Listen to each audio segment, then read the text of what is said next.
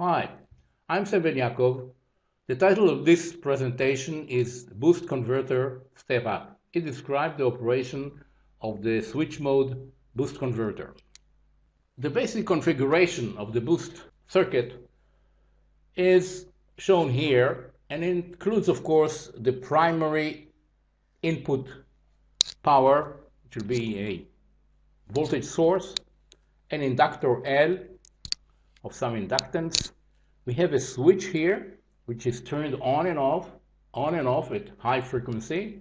Now the switch, of course, in practical circuits will be implemented by a semiconductor, say by a MOSFET transistor that is controlled here to turn it on and off at a certain frequency and a certain duty cycle. What is a duty cycle? If we have a period of T, then we have some time on and then off, and this will be on, and so this will be the T on, the time that the switch is on, and therefore T on over the period is defined as the duty cycle, or T on if you want. Now we then have a diode which is used to pass the current this way and block the current the other way. We have a capacitor, which is a filter capacitor, the purpose of which is to sort of attenuate the ripple on the voltage that will be developing at the output. And we have a resistor, which actually represents the load. It could be a smartphone or any other device. So what is happening here is that we have a switch which is turning on and off, shorting, you might say, the inductor to ground, then releasing it, and then current passing through the diode. Let's have a closer look at the modes of operation which are shown here. It is divided to the on time and off time. On with respect to the switch. When the switch is conducting, we call it the on time. When the switch is non-conducting, we call it the off time. During the on time, the inductor is actually connected in parallel to the input voltage, and therefore there is a constant voltage imposed on it. And since we have the equation that states that the IDT, that is the rate of rise of the current, is V over L, and since V is constant, L is constant, therefore the current will go straight line increasing. Here is the voltage imposed on the inductor, and this is the current going up. At this point, the switch is turned off. That is, it is disconnected. There's an open circuit here. So what will happen? Well, there's a current flowing through the inductor. We are interrupting the current, and the same equation says that V is L, this is the state space equation. V is equal to L times the IDT, and since we are interrupting the current in a very short time, the IDT is very high, it's a very quick change, therefore we'd expect a high voltage. That is, a high voltage will develop here. The question is, what's the polarity of the voltage? Okay, there is a very simple way to find it out. We put an imaginary resistor here, and since the current is sort of looking away to pass, here's the way that it'll go. It's the continuity of the current. And we then understand that since the current is going through the resistor in the way in this direction, that we'll have here plus and minus polarities of the voltage. So the voltage will start going up very quickly, becoming more and more positive until what? Until it'll be higher, the voltage here, then V out. Remember, we have here a diode, and that's actually the purpose of the diode. Once the voltage here is higher than V out, the diode will start conducting. And this will bring us to this state in which the switch is off, current is flowing, and the diode, which is not shown here, is passing the current. Now, in this case, the voltage imposed on the inductor is also constant. It's the difference between V in and V out. Now, V out is higher than V in. Why is that? We'll discuss it in a minute. Let's just assume that this is the case. Just trust me. So V out is higher than V in, and consequently, the voltage on this side now is higher than the voltage on this side. That is, this is now the polarity of the voltage across the inductor, as opposed to the previous case in which we had only V in connected to the inductor, in this case, and therefore the polarity was reversed. So we have a reverse polarity here, and consequently, the voltage is negative, of course, here, and therefore the IDT is negative, and the current now is going down. In steady state, this will be sort of one cycle. It'll go on, and in steady state, this voltage, this current should be equal to this current, if we assume that we are in steady state situation in which the current is not sort of drifting up or down all the time. Now, I just said that V out is indeed higher than V in. Well, let's understand why this is the case when the boost is in a stable operation. If we look at the voltage at Vx, what we are going to see is something of this nature. Here is the period. During the time that the switch is on, this time here, this is time, the voltage is zero because the switch is sort of shorting Vx to ground. Then the switch is released, turned off, current is passing through here, and neglecting the voltage drop on the diode, we are going to see here, we're going to see V out. So we're going to jump to V out for the rest of the time. This will be T off. So this is, we call it T on, and this is T off. Now, if we assume that the inductor is in steady state, that is, there is no continuous drift of an average current up or down, this necessitates the situation of a zero average voltage on the inductor.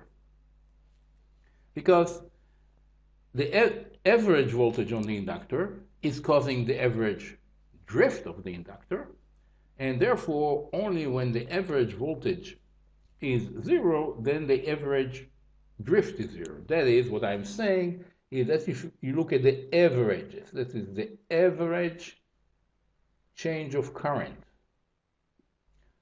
is equal to the average voltage times inductance. So if you assume that on the average, that is over many cycles, this term here is zero, this requires that the average of the voltage will be zero. Now, if I look at the voltage on this side, the average voltage, of course, is V in because it's a constant voltage. This is time, and this is V in. Now, if I look at Vx, what I see is this picture we just talked about. Now, in steady state, the average of this picture, of this waveform, must be equal to V in. Now, when you take the average, that is, you take the area and divide it by the period, you'll end up with a value something like this, say. So this will be V in, which implies that this voltage here, which is V out, must be higher than V in. Otherwise, there'd be no way to equalize these two averages. This implies that the boost is a step-up converter that is useful when you want to get voltages which are higher than V in. Now, what about the expression for V out over V in, that is the voltage gain? Now, there are two ways to do the calculation here. I'm going to use first of all the concept of an average voltage zero on the inductor. So we already know that the average voltage on this side is V in. The average voltage on this side can be calculated from this waveform, in which this is the period, this is the time that the transistor or the switch is off, and this is the height of V out. We just spoke about it. The average will be V out times T off divided by Ts, shown here. And when I compare this expression to V in, I can get the expression for V out over V in, which is 1 over D off. What does it mean? It means that when the duty cycle, D on, that is the time that the transistor is on, is very short, then D off is very large. There's a simple relationship between the two. D off is 1 minus D on. So when D on is short, D off is large, the gain is low. When D on is very large, approaching 1, cannot be more than 1, approaching 1, then D off will be small, say 0.1, and then V out to V in would be large, like 10 times in this case. Okay? So here is the expression for the voltage gain of this stage. Another way to do the calculation is the so-called delta I method, in which we do the following. We know that the current in the inductor is going up, and then it's going down. Now, looking at the two triangles here, we can calculate delta I from this side and then delta I from this side. We can calculate it because we know T on. We know the slope here. Slope here is V in over L. Slope here is minus V out minus V in over L. And therefore we can calculate this height and this height and equate the two. This is one side, this is another side, the other side. And then after simple manipulation, you obviously get the same number if you didn't do any mistake.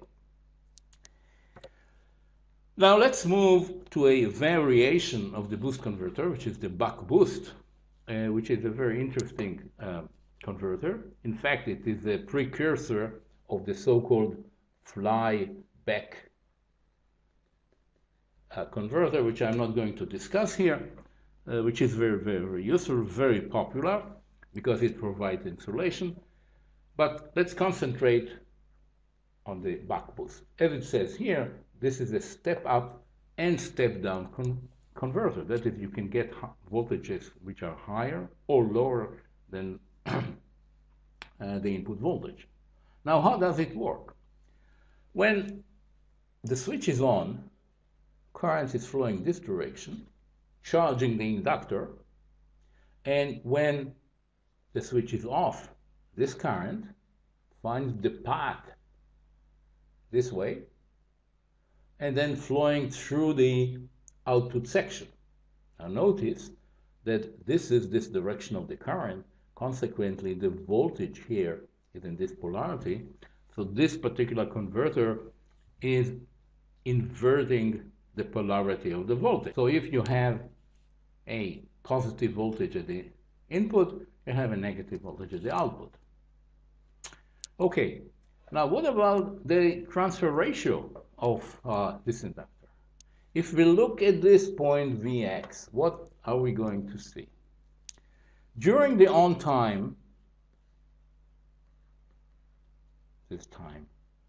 this will be off. During the on time, we're going to see V in. During the off time, we're going to see V out, actually minus V out. Now, for the average voltage to be zero, this area must be equal to this area. So, V in times T on must be equal to minus V out times T off. We'll first divide it by T, the period, so we'll get V in times D on minus V out times D off, or write it here, V out over V in is minus D on over D off. Now, since we have a ratio of the two duty cycles, then when the duty cycles are, say, 0.5, D on will be 0.5 and D off will be 0.5. The gain will be 1, and of course with a reverse polarity. But if D on is smaller than half, than 0.5, D off will be bigger, then be a lower voltage, and vice versa. So this is a very neat converter that you can adjust the voltages. However, in this particular configuration shown here, the polarity is reversed. This actually brings me to the end of this presentation. I'd like to thank you for your attention. I hope you'll find the presentation useful. Thank you.